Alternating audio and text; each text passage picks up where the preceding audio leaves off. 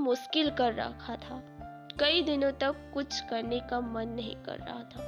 बस यूं ही सोचता तो कभी उदासी में उसकी तस्वीरें को निहारता रहता था।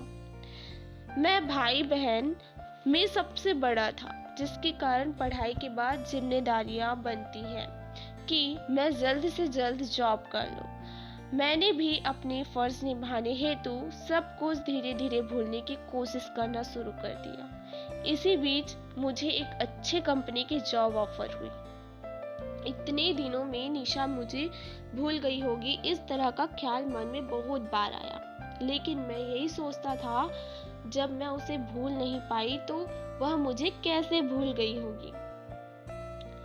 दिल तो बहुत चाहता था जब सब भूल कर उसके पास चले जाऊं, लेकिन जिम्मेदारियां मुझे मजबूती से जकड़ा हुआ था। मैं आधे मन से जॉब के लिए इंटरव्यू देने चला गया। मुझे इस जॉब में कोई इंटरेस्ट नहीं था, मगर फिर भी उस जॉब के लिए चला गया। जैसे नदियों का पानी बिना सोचे समझे समुद्र की तरफ चला जाता है, ठीक मैं भी उसी तरह बिना सोचे समझे चला जा रहा था। अब मैं इंटरव्यू के लिए ऑफिस पहुंच चुका था। ऑफिस में कई सारे लोग इंटरव्यू के लिए बैठे थे। मैं भी अपनी बारी का इंतजार करने लगा। वह वहां भी निशा की यादें खाई जा रही थी और एक अलग तरह की तन्हाई मारी जा रही थी। जिस तरह सूरज के डूब जाने के बाद सूरजमुखी के फूल मुरझा जाती है, ठीक मेरा वैसा ही हाल निशा के जाने के बाद मेरी हो चुकी थी। बैठा तो था लोगों के साथ, लेकिन फिर भी यहाँ भी मैं अकेला महसूस कर रहा था। ओके कहकर मैं ऑफिस के दरवाजे को हल्के से धक्का देकर अंदर गया। बड़ी बड़ी आंखें, रौदा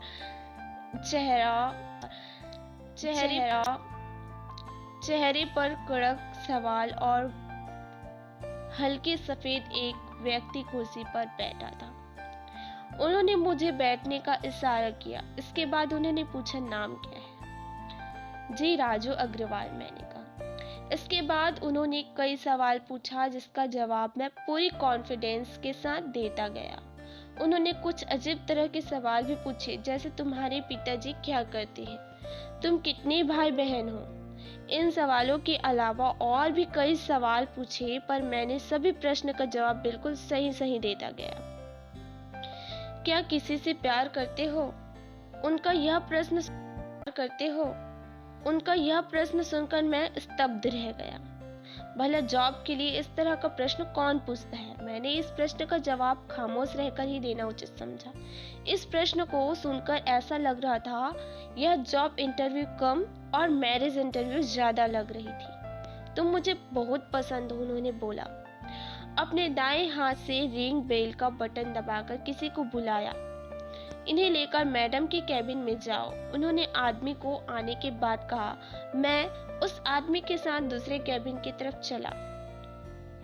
मन मचल रहा था, नौकरी मिलेगी या ऐसे ही वापस लौटना पड़ेगा। अगर नौकरी मिल जाएगी तो अच्छी, वरना। मैं जब दूसरे कैबिन के अंदर गया तभी मुझे आवाज सुनाई पड़ी, साहब बोलो कितना सैलरी लोगे? जब मैं कुर्सी पर बैठा देखा तुम मेरी आंखें खुली की खुली रह गई।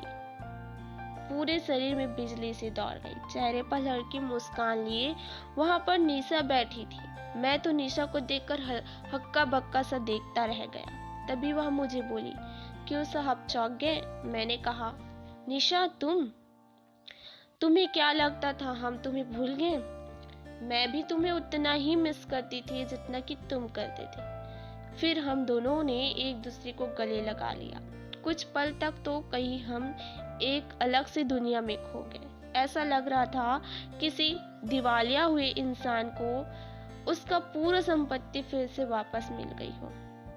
निशा ने बताया कंपनी उसके पापा की है और निशा ने खुद बोलकर ही मेरी नौकरी के लिए ऑफर दिलवाई थी, क्योंकि मेरे बारे में निशा अपने पापा से बात कर चुकी थी और पापा मुझसे मिलना चाहते थे।